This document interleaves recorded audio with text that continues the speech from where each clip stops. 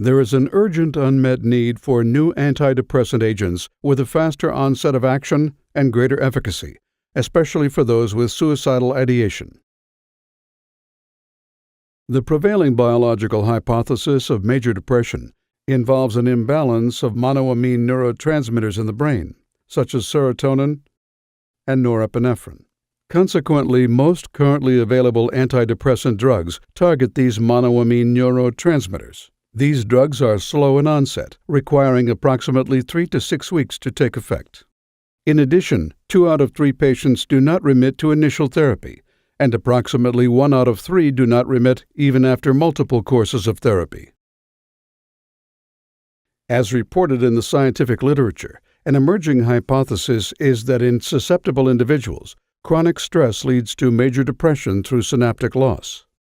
In this hypothesis, stress causes glial dysfunction, which leads to an accumulation of excess glutamate.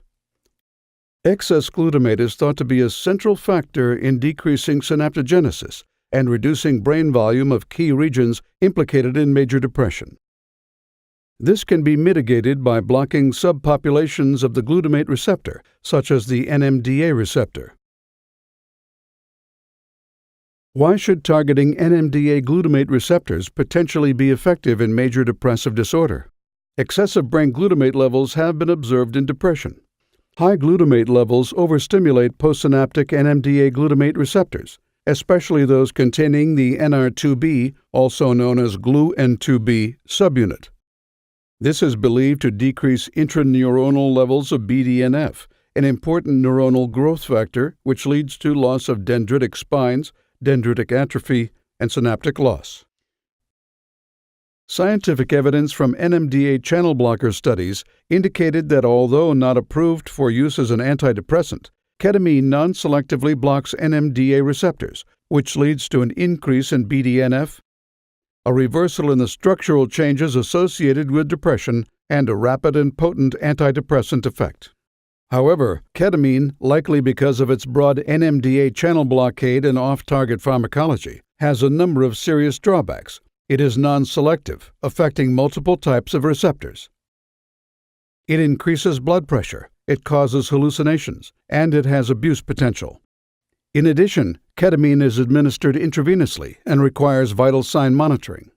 These drawbacks led to a search for an oral drug that would provide an antidepressant effect within days, but without the degree of side effects observed with broad NMDA channel blockers.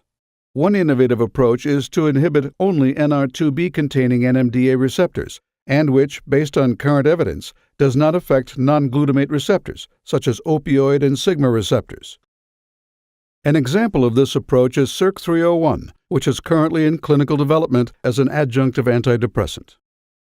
In an early small clinical study of treatment-resistant subjects with major depressive disorder, depending on the assessment scale, Cerc 301 produced a rapid antidepressant effect as early as 5 days and increased BDNF levels within 9 days of administration.